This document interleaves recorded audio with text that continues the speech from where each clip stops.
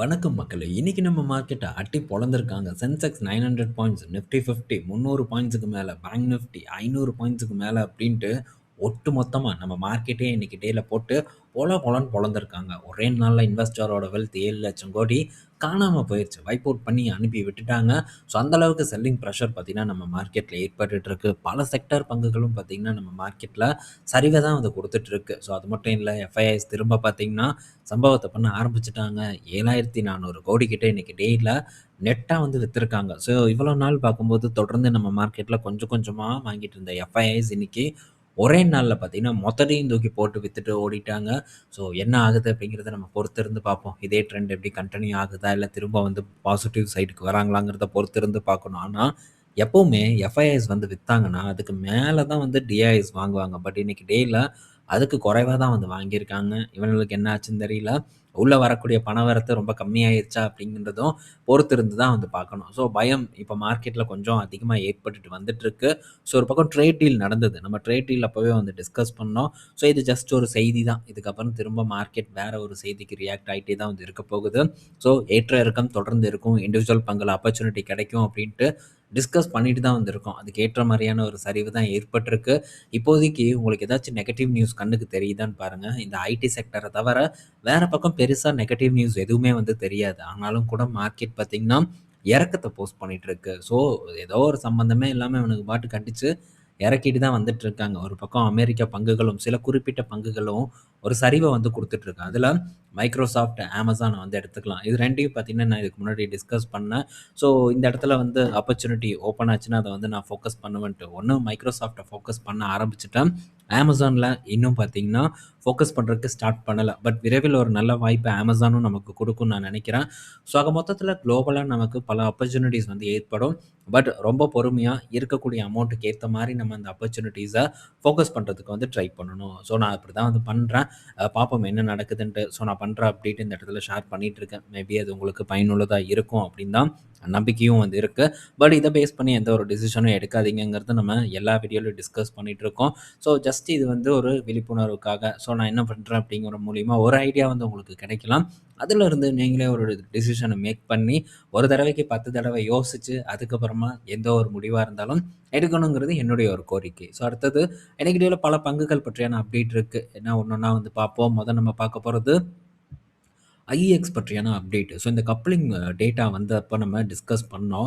So இந்த ABTL பார்த்தீங்கன்னா, நம்ம என்ன டிஸ்கஸ் பண்ணோம்னா, இந்த கப்ளிங் எல்லாம் ஐஇஎக்ஸ்னால தடை பண்ண முடியாது. என்னதான் கேஸ தூக்கி போட்டாலும், முறையிட்டாலும் இந்த கப்ளிங்க டெஃபினட்டா வந்து அமல்படுத்தியே தீருவாங்கன்ட்டு. ஏன்னா, இத முடிவு பண்ணது கவர்மெண்ட். ஸோ அதுக்கு எதிர்த்து ஐஇஎக்ஸ்னாலலாம் எதுவும் வந்து பண்ண முடியாது. ஸோ ஐஇஎக்ஸ் பார்த்தீங்கன்னா முறையிட்டாங்க. இனிஷியலா ஐஇஎக்ஸ்க்கு சாதகமா வர மாரி தான் ஸோ இந்த ஏபிடிஎல் எல்லாம் பண்ணிட்டு இருந்தாங்க. பட் இப்போ அதெல்லாம் பார்த்தீங்கன்னா ரிஜெக்ட் பண்ணியாச்சு. ஸோ கப்ளிங் பார்த்தீங்கன்னா ஆல்மோஸ்ட் அது உறுதி ஆயிருச்சு. விரைவில் பார்த்தீங்கன்னா இந்த கப்ளிங்க அமல்படுத்துவாங்க. ஸோ இந்த கப்ளிங் வந்ததுன்னா கண்டிப்பா ஐஇஎக்ஸோட மோனோபோலி உடைக்கப்படும். இப்ப இருக்கக்கூடிய ரெவென்யூ குறைக்கப்படும். மார்ஜின் காணாமல் போகும். இதெல்லாம் வந்து நடக்கும். ஐஇஎக்ஸ்ல மேற்கொண்டு பிரஷர் வந்து ஏறுவதற்கான வாய்ப்பு அதிகமா இருக்கு. ஸோ அதனால ஐஇஎக்ஸ் பக்கம் இருந்து நம்ம கொஞ்சம் தள்ளி இருப்பது மிகவும் நல்லது அப்படிங்கிறது தான் என்னுடைய ஒரு கருத்து. அடுத்தது ஓலா எலக்ட்ரிக். ஸோ ஓலா அப்படியே பார்த்தீங்கன்னா, ஒரே இடத்துல ரூ. 30 கிட்ட பார்த்தீங்கன்னா நின்னு ட்ரேட் ஆயிட்டு இருக்கு. சோலோவோட ரிசல்ட் வந்திருக்கு. ஒரு 400, 450 கோடி கிட்ட பார்த்தீங்கன்னா, நஷ்டத்த போஸ்ட் பண்ணியிருக்காங்க. இந்த ரிசல்ட் சூழ்நிலையில இந்த நிறுவனத்தோட தலைவர் என்ன சொல்லியிருக்காரு அப்படின்னா, ஸோ நாங்க வந்து பிராண்ட் ட்ரஸ்ட்ட வந்து இழந்துட்டோம் அப்படின்ட்டு. இப்ப தான் வந்து இவனுக்கு தெரியுது போல.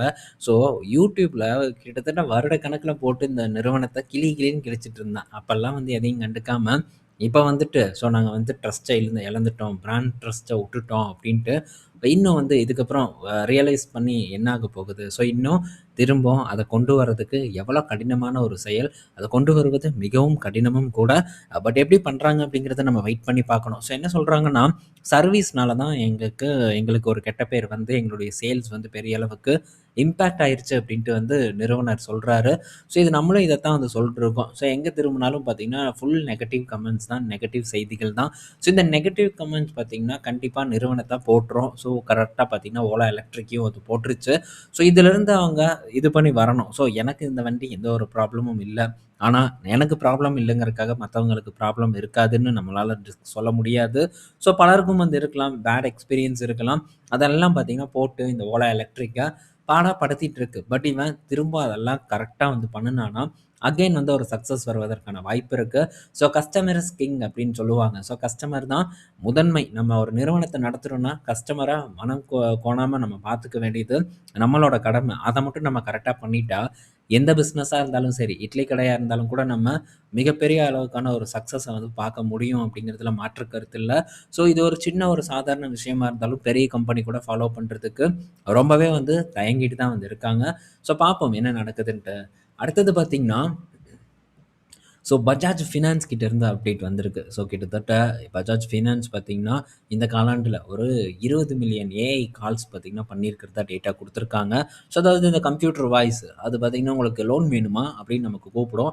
ஸோ அதன் மூலியமாவே பார்த்தீங்கன்னா, கிட்டத்தட்ட 1,200 கோடி வந்து டிஸ்பர்ஸ் பண்ணியிருக்கிறதா ஒரு அப்டேட் வந்து குடுத்துருக்காங்க. ஸோ கொஞ்சம் நெஞ்ச அமௌண்ட் இல்ல. 1600 க்ரோர்ஸ் பார்த்தீங்கன்னா, கடன வழங்கியிருக்காங்க.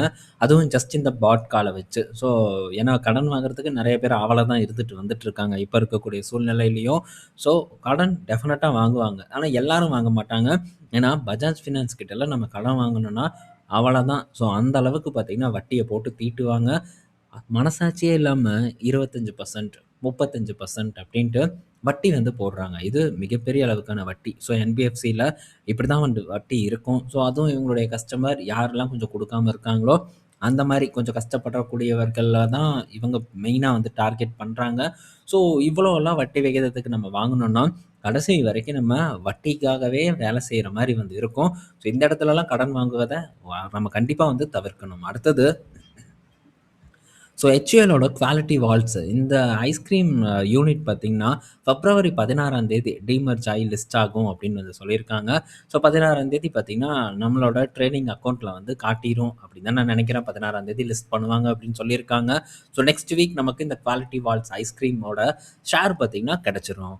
அடுத்தது வந்து டாபர் கிட்ட இருந்து ஒரு அப்டேட்டு. ஸோ டாபர் பார்த்தீங்கன்னா, இப்போ தமிழ்நாட்டுல 400 கோடி மதிப்பிலான ஒரு மேனுஃபேக்சரிங் ஃபெசிலிட்டியில ஃபர்ஸ்ட் பேஸுக்கான இனாகுரேஷன வந்து பண்ணியிருக்கிறதா சொல்லியிருக்காங்க. ஸோ இதில வந்து இந்த ஃபர்ஸ்ட் பேஸ்ல அ அ தேனு, அதுக்கப்புறம் டூத் பேஸ்ட்டு, ஸோ இந்த மாரியான விஷயங்களும் அப்புறம் பேஸ் 2ல பார்க்கும்போது ஃப்ரெஷ் ஜூஸ் இந்த மாரியான விஷயங்கள பண்றதாவும் டாபர் கிட்ட இருந்து அப்டேட் வந்திருக்கு. ஸோ இது டாபர பொறுத்தவரைக்கும் நல்ல செய்தி. ஸோ நெக்ஸ்ட் பார்த்தீங்கன்னா, எல்லி லில்லி கிட்ட இருந்து ஒரு அப்டேட்டு. எல்லி லில்லி பார்த்தீங்கன்னா, கிட்டத்தட்ட $1.5 பில்லியன் மதிப்பிலான வெயிட் லாஸ் பில் இன்வென்டரி இருக்கிறதா வந்து சொல்றாங்க. ஸோ இன்னும் எஃப்டிஏ கிட்ட இருந்து அப்ரூவலே வரல. ஆனா அதுக்கு முன்னாடியே பார்த்தீங்கன்னா, எல்லி லில்லி $1.5 பில்லியன் மதிப்பிலான வெயிட் லாஸ் மாத்திரைகள வந்து தயாரிச்சு வச்சுட்டு, அப்ரூவல் குட்றா அப்படின்ட்டு வந்து காத்துட்டு இருக்கிறதா நமக்கு செய்தி வந்திருக்கு. ஸோ உடனே குடுக்க மாட்டாங்க. பட் குடுத்துருவாங்க. ஏன்னா கொஞ்ச நாள் நோவோ நார்டிஸ்க் விக்கட்டும். அதுக்குள்ள காம்படிஷன் குடுத்தா எப்படி அப்படின்ட்டு தான் கொஞ்சம் வந்து எஃப்டிஏவும் வந்து டைம் எடுத்துட்டு இருக்காங்க. ஸோ ஏன்னா $1.5 பில்லியன் வந்து அவன் சரக்கு ரெடி பண்ணி வச்சுட்டு ரெடியா வெயிட் பண்ணிட்டு இருக்கான். ஸோ எல்லாம் நடக்காமயே அவன் $1.5 பில்லியன் அளவுக்கான சரக்க ரெடி பண்ணி வச்சிருப்பான். இவனுக்குன்னு ஒரு டைம் லைன் குடுத்துருப்பாங்க. ஸோ அதுவரைக்கும் எள்ளி லில்லி பொறுமையா வந்து காத்திருந்து தான் ஆகணும். எனக்கு தெரிஞ்சு ஏப்ரல் மாசத்துல இவங்களுக்கு அப்ரூவல் குடுத்துருவாங்கன்னு நான் நெனைக்கிறேன். போட்டி சூடு பிடிக்கும் அப்படிங்கிற எதிர்பார்ப்பு அதிகமா இருக்கு. அதுக்குள்ள நோவோ நார்டிஸ்க் எந்த அளவுக்கு மார்க்கெட்ட பிடிக்கிறாங்கங்கிறத நம்ம பொறுத்திருந்து வந்து பார்ப்போம். ஸோ இந்த வீடியோல நம்ம பல இன்ஃபர்மேஷன் டிஸ்கஸ் பண்ணியிருப்போம். பயனுள்ளதா இருக்கும்னு நான் நெனைக்கிறேன். ஸோ உங்களுக்கு கேள்விகள் இருந்ததுன்னா தாராளமா கீழ கமெண்ட் செக்ஷன்ல போஸ்ட் பண்ணுங்க. நம்ம முடிஞ்சா வரக்கூடிய வீக்கெண்ட்ல அத பற்றி கூட வந்து டிஸ்கஸ் பண்ணுவோம். ஸோ நாளைக்கு நம்ம இன்னொரு ஒரு வீடியோல மீட் பண்ணுவோம். பாய் மக்களே!